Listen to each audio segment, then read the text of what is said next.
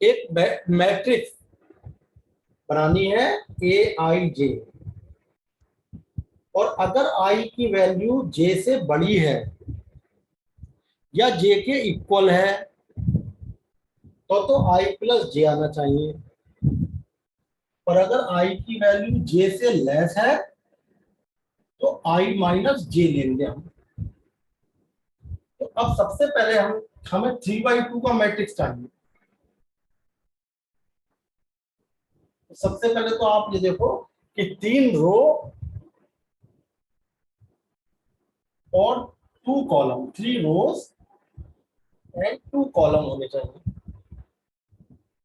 जो भी हमारा मैट्रिक्स हो उसमें 3 तो रो हो और 2 कॉलम हो, यानी कि ये हो गया, देखो ऐसे समझो, पहली रो, दूसरी रो, तीसरी रो, ठीक है ना। और पहला कॉलम हो गया, दूसरा कॉलम, यानी ऐसे आएंगे एलिमेंट। देखो 3 रो हो गई और 2 कॉलम हो गए। ये कहलाएगा A11, पहली रो पहला कॉलम, पहली रो दूसरा कॉलम, दूसरी रो पहला कॉलम, दूसरी second row second column, third row first column, third row second column. बताइए, क्लियर पॉइंट? इतनी रो कॉलम आएंगे।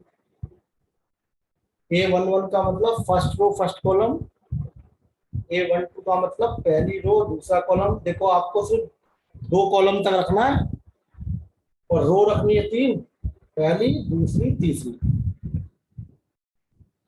अब आप वैल्यू निकालो A11, यानी कि 11 का मतलब आई और जे बराबर है। आई और जे बराबर है, तो जब आई और जे बराबर होंगे तो हम क्या लेंगे?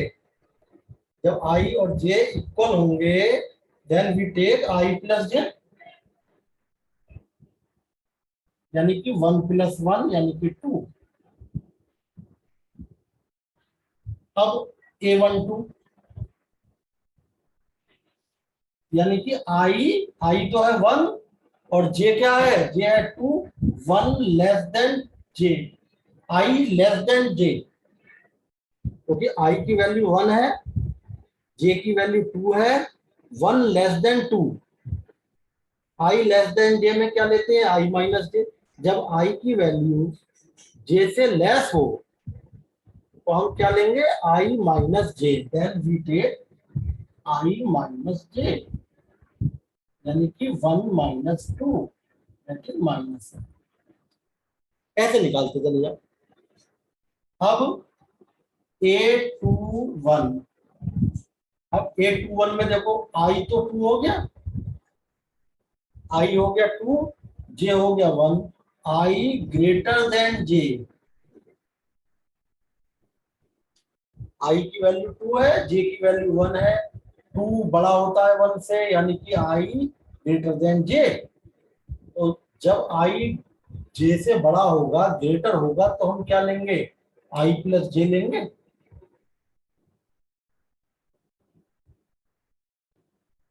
यानी कि 2 + 1 दैट इज 3, ठीक है ना।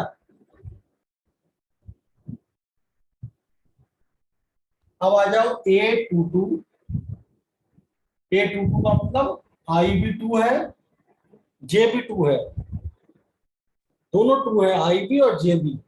तो जब दोनों 2 है तो आई और जे जब दोनों बराबर है तो आप क्या लेते हो? आई प्लस जे लेते हो, यानी you will take I plus J, 2 + 2 यानी कि 4। बताइए, ये चीज क्लियर हो गई? A22 का मतलब आई भी 2 है और जे की वैल्यू भी 2 है। जब आई भी 2 है, जे भी 2 है, तो दोनों बराबर हो गए। और जब आई और जे इक्वल टू हो तो आपका क्या लोगे वैल्यू? आई प्लस जे। आई की जगह रख दिया 2, जे की जगह रख दिया 2 + 4। नेक्स्ट इज A31, तो आई यहाँ पर क्या है?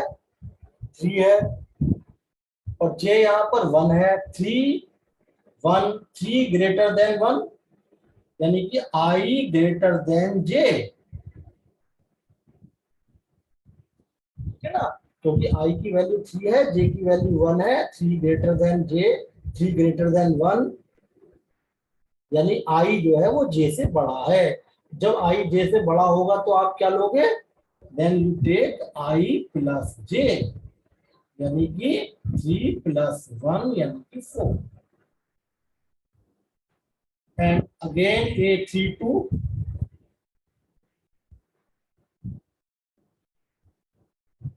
आई की वैल्यू 3 है, जे की वैल्यू 2 है, I3 J2, I3 है, J2 है, आई की वैल्यू बड़ी है जे से, तो क्या ले लोगे आप, आई बड़ा है जे से, आई प्लस जे, यानी कि 3 प्लस 2 5, A11 ये आ गया, A12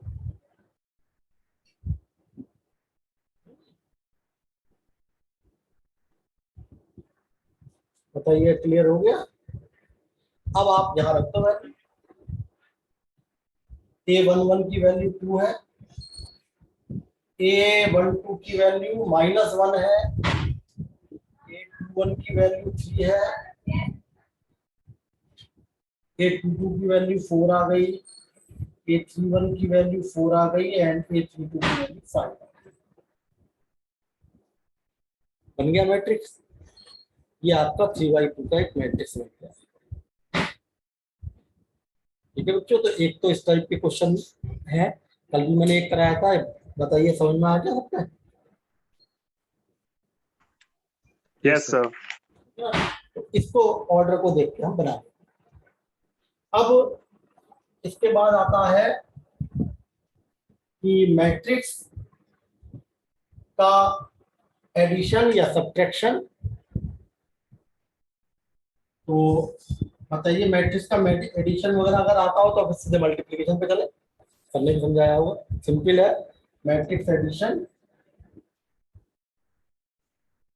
देखो, दो मैट्रिक्स तभी ऐड या सब्ट्रैक्ट हो सकती हैं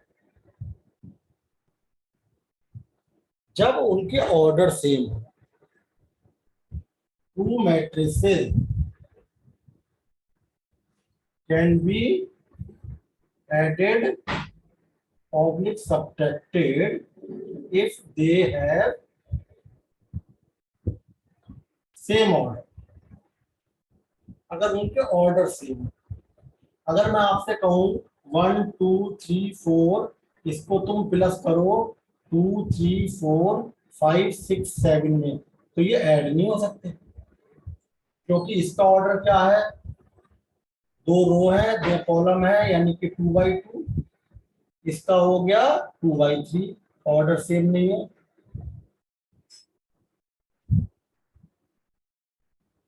ऑर्डर ही सेम नहीं है, इसका तो 2/2 है, इसका 2/3 है, 2 रो है 3 कॉलम है। तो जब ऑर्डर ही सेम नहीं है तो एडिशन कैसे हो जाएगा या सब्ट्रैक्शन कैसे हो जाएगा। तो एडिशन सब्ट्रैक्शन तभी है। अब ऐड करने की प्रोसेस बहुत आसान है, देखो सिंपल, जैसे हम एक सीधे क्वेश्चन लेते हैं, find X if 2p - 3q plus 2x = 4i, where उसने दे रखा है p की वैल्यू 2 - 3 4 1, q की वैल्यू -5 2 1 3। अब आप देखिए क्या करेंगे आप इसमें, ये एक स्क्वायर मैट्रिक्स है, कितने बाई कितने का, 2/2 का, ये भी 2/2 का है, तो इसमें वैल्यू रखेंगे 2p - 3q plus 2x = 4i। है ना, 2p, p की वैल्यू, या सीधे आप सबसे पहले एक काम करो, x निकालना है तो 2x निकालना, 4i, 2p उधर जाके माइनस का 2p, और 3 की उधर जाके प्लस का 3, 4i। अब देखो ये जो वैल्यू है ये आपके 2i2 के हैं, और i होता है यूनिट मैट्रिक्स।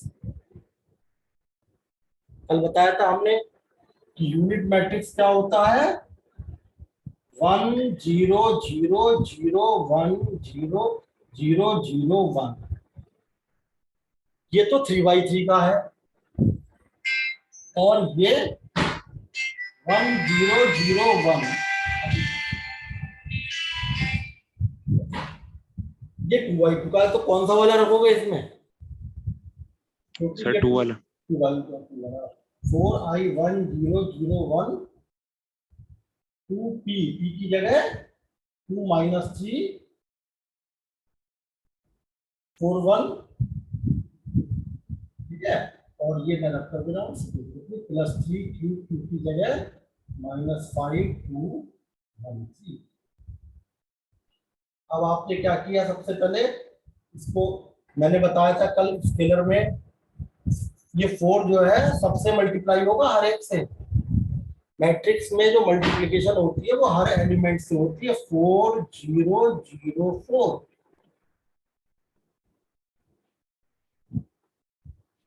ठीक है।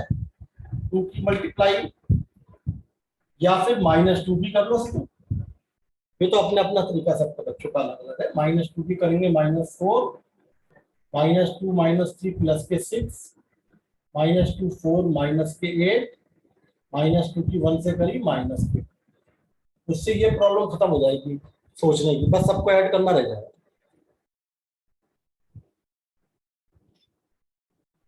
प्लस के 3 से मल्टीप्लाई करो, 3 5 जा 15, 3 2 जा 6, 3 1 जा 3, 3 3 करना है। अब आपको कुछ ये नहीं करना कि एक प्लस कर रहे हो एक माइनस कर रहे हो, अब तो सिंपली सबको प्लस करते जाओ। 4 -4 -15,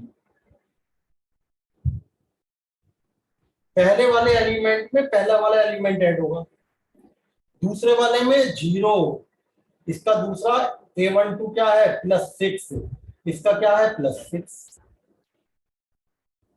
ये वाला एलिमेंट a21, दूसरी रो पहला कॉलम 0, इसमें क्या ऐड होगा भाई -8 और +3। इसमें देखो a22 में 4 -2 +9, कितना आ गया ये, माइनस के 15 12 माइनस के 5 और आपका 11। बताइए, ध्यान से देखते हैं ना, कोई मिस्टेक अगर कहीं हो कैलकुलेशन में बता देना, क्योंकि बहुत ज्यादा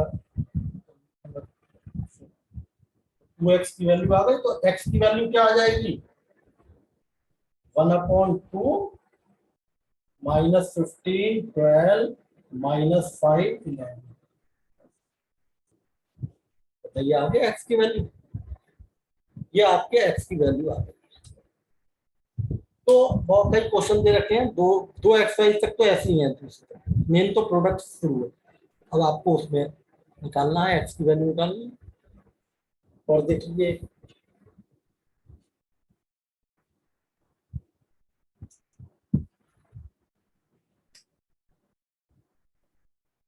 find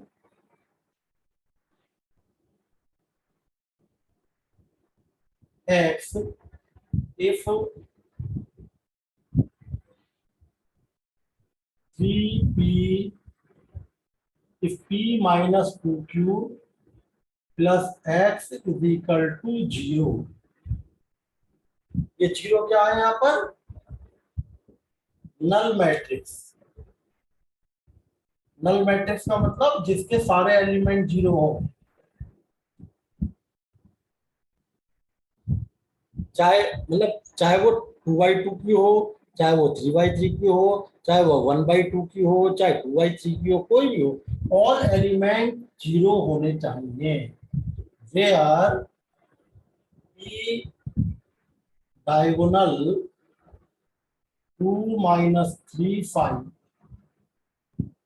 Q diagonal minus 2 1 3 find. अब आपने क्या करा, simply p minus 2q plus X is equal to 0। अब देखो वैसे तो जनरल तो तरीका ये होता है, ये मैट्रिक्स फॉर्म में लिखे हम p की जगह। p क्या है बच्चों, डायगोनल मैट्रिक्स 2 माइनस 3 5 डायगोनल। इसका मतलब कल बताया था हमने, इसका मतलब केवल डायगोनल में 2 होगा और एक -3 होगा और एक 5 होगा। ये p हो गया, है ना। सुनिए भाई, -2q। अब q क्या है, डायगोनल मैट्रिक्स, यानी कि डायगोनल मैट्रिक्स का मतलब जिसमें केवल डायगोनल के एलिमेंट हो, बाकी सब जीरो है। -2 0 0 0, फिर दूसरा डायगोनल का एलिमेंट हो गया 1, फिर 0 0 और 3 plus X is equal to 0। अब पहले तो हम इसको ही कर रहे हैं, 2 0 0 0 -3 0 0 0 5 -2 की सीधे मल्टीप्लाई कर लो, प्लस कर दो। तो उससे हम यहाँ पे सोचना नहीं पड़ेगा। -2 प्लस के 4 0 0 0 -2 की 1 से करी -2 0 और -2 की 0 से करी 0 ये भी 0 -2 की 3 से करी -6।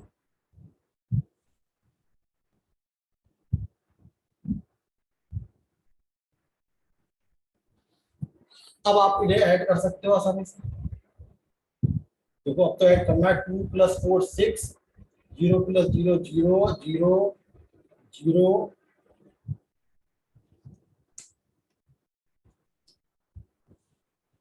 -3 -2 -5 0 + 0 0 0 + 0 0 0 + 0 फिर 0 5 -6 -1 plus X is equal to, अब 0 को हम नल मैट्रिक्स लिख दें।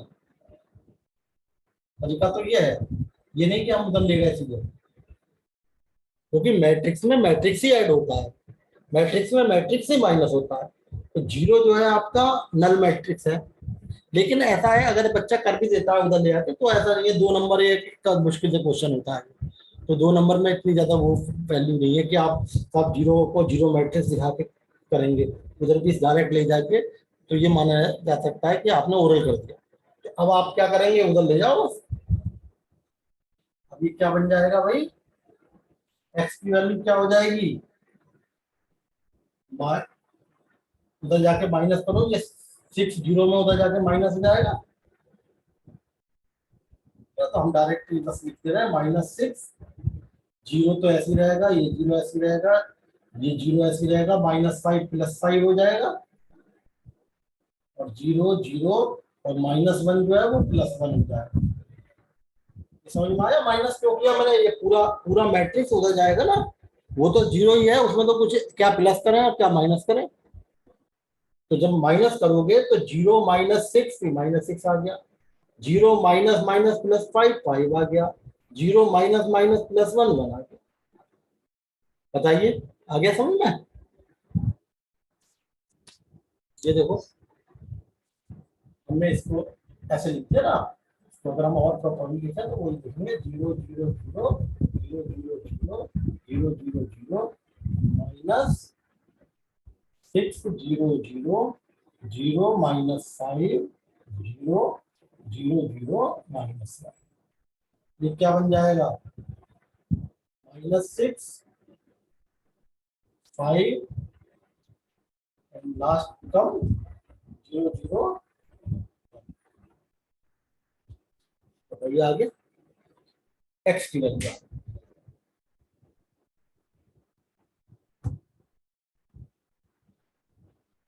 क्लियर हो गया पॉइंट, समझ में आ गया।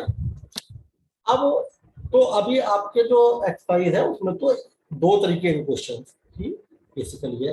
एक आपसे ये कह सकते हैं, जैसे हमने कल भी बताया था कि एक ये दे दिया मैट्रिक्स 2 -3 1 2 4 -2 1 3 2, फाइंड A32 -A21 हो जाएगा, कल भी कराया था।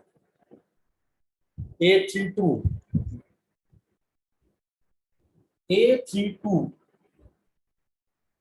की वैल्यू इसमें जो है आपकी निकालनी है। तो उसको A32 का मतलब क्या हुआ जरा देखो, जो तीसरी रो में हो और दूसरे कॉलम में हो, कौन सा एलिमेंट है, तीसरी रो दूसरा column, third row second column, कौन सा है, थर्ड रो सेकंड कॉलम, जो तीसरी रो में हो दूसरे कॉलम में हो, तीसरी रो में हो दूसरे कॉलम में हो, ये ना ये तीसरी रो में भी है और दूसरे कॉलम में भी है, 3 एंड व्हाट इज A21, जो दूसरी रो में हो पहले कॉलम में हो, दूसरी row second row and first column, हुआ भी this element lies in second row and first column, this is 2।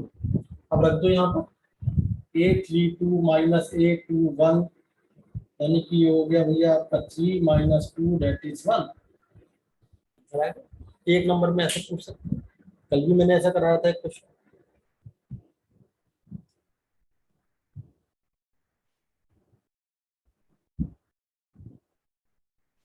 तो अब एक दूसरा फॉर्मेट बना सकते हैं कि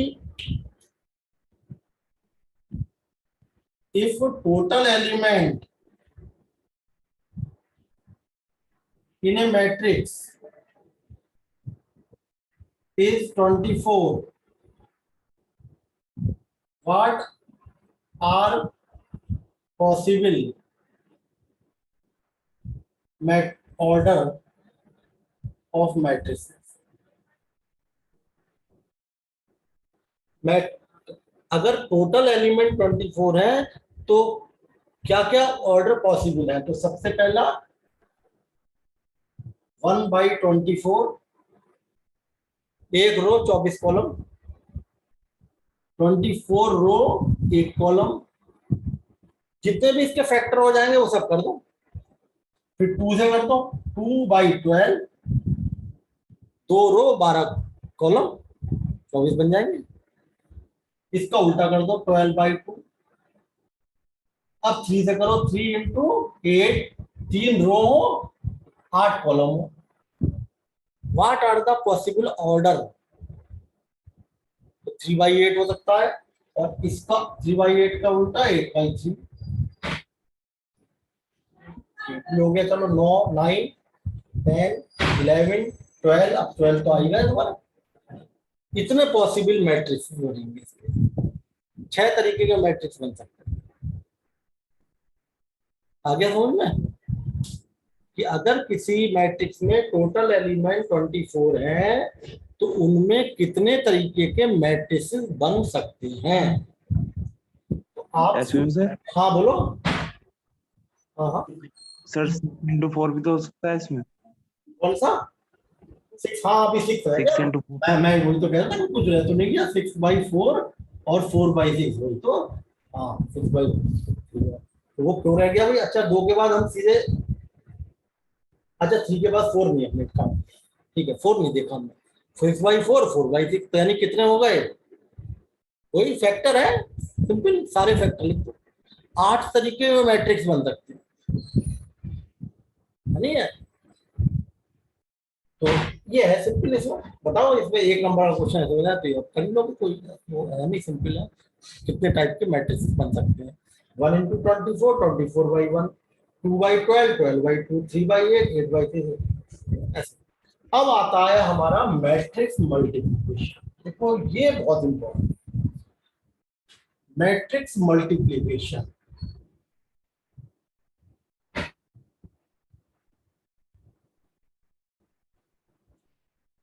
पहली बात तो ये समझ लो कि दो मैट्रिक्स कम मल्टीप्लाई कर सकते हैं।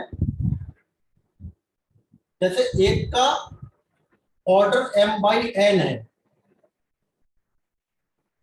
तो जो इस मैट्रिक्स के कॉलम है वो इस मैट्रिक्स के रो के बराबर होने चाहिए। पहली बात, दो मैट्रिसेस की मल्टीप्लिकेशन केवल तभी पॉसिबल है if column of first matrix is same as row of second matrix. पहली बात तो यह है कि दो मैट्रिक्स जो है उनकी मल्टीप्लिकेशन केवल कब पॉसिबल है, जब एक की रो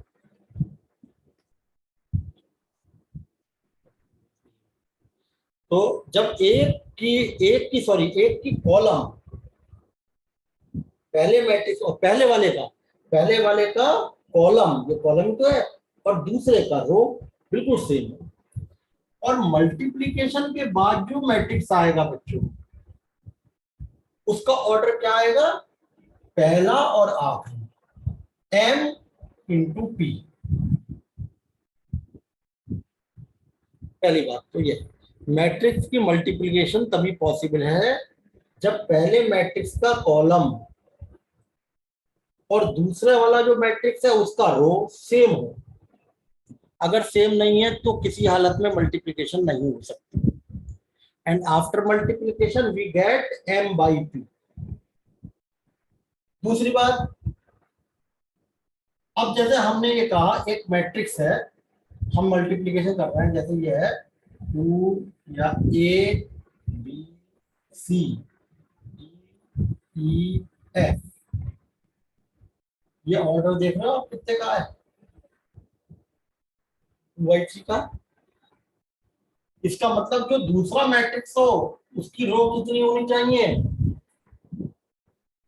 दूसरे मैट्रिक्स की रो जो इसकी कॉलम है पहले वाले की कॉलम है 3, इसका मतलब दूसरे की रो 3 होनी चाहिए। मैंने कह दिया 1 2 3 4 5 6। अब इसकी रो कितनी है, 3/2। अब बताओ पॉसिबल है मल्टीप्लिकेशन, नहीं है?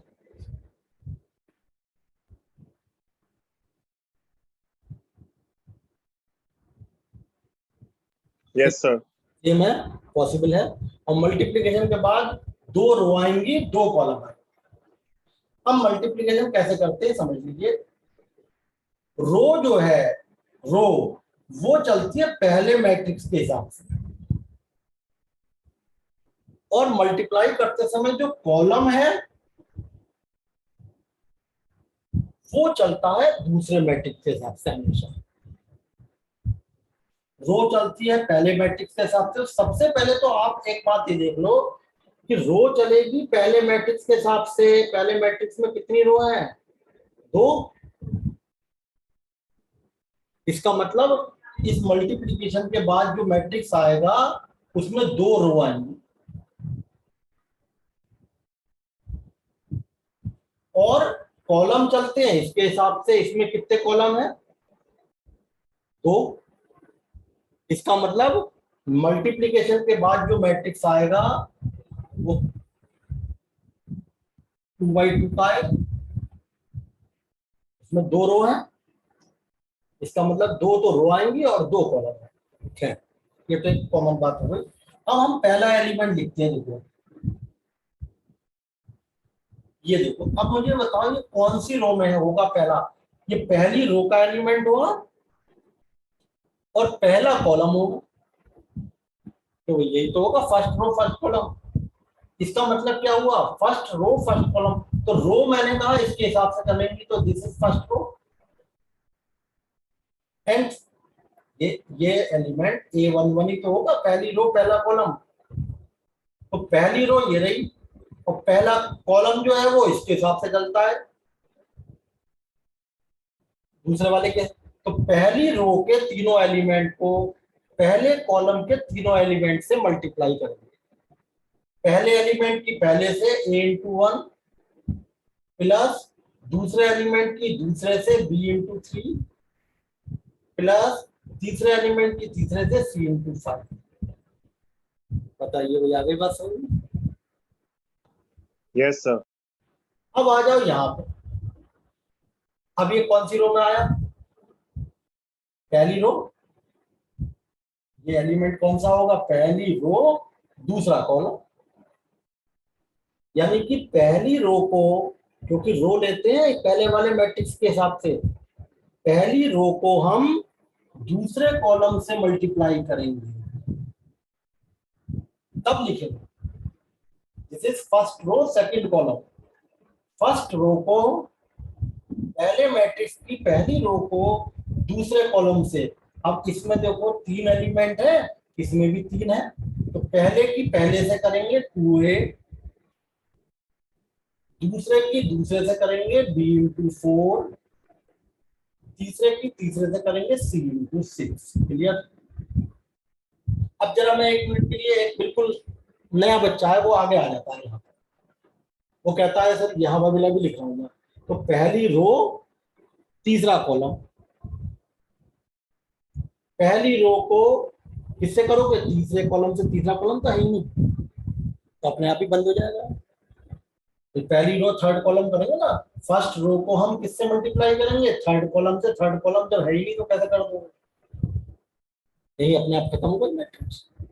अब नीचे उतरो, ये कौन सा एलिमेंट है? Second row first column.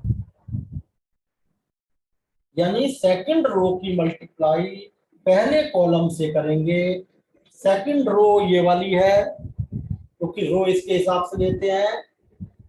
Second row को पहले कॉलम से करेंगे। माइंड में बैठा लीजिए, सेकंड रो को पहले कॉलम से करनी है, सेकंड रो को पहले कॉलम से करनी है। डी की 1 से करेंगे, पहले एलिमेंट की पहले से, दूसरे की दूसरे से प्लस e इंटू 3, तीसरे की तीसरे से f into 5।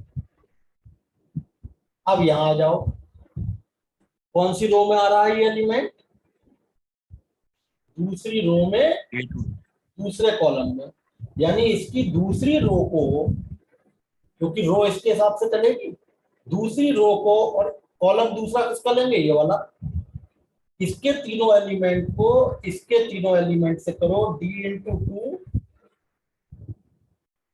Plus e into 4 5 into 6।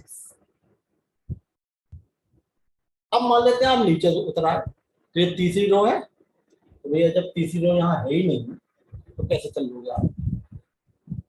इसका मतलब यही खत्म हो गया, ये आ गया। This is the matrix 2 by 2 power row. इस तरीके से हम मैट्रिक्स की मल्टीप्लिकेशन करते हैं।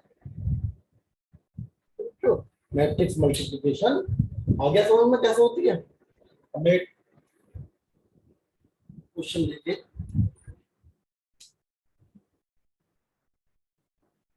1 2 3 4 5 6, कितना ऑर्डर है भाई? 2 by 3। It is to be multiplied by 4 minus 2 1। कितना ऑर्डर है? 3/1। बताओ मल्टीप्लिकेशन पॉसिबल है? इसका Yes, कॉलम sir.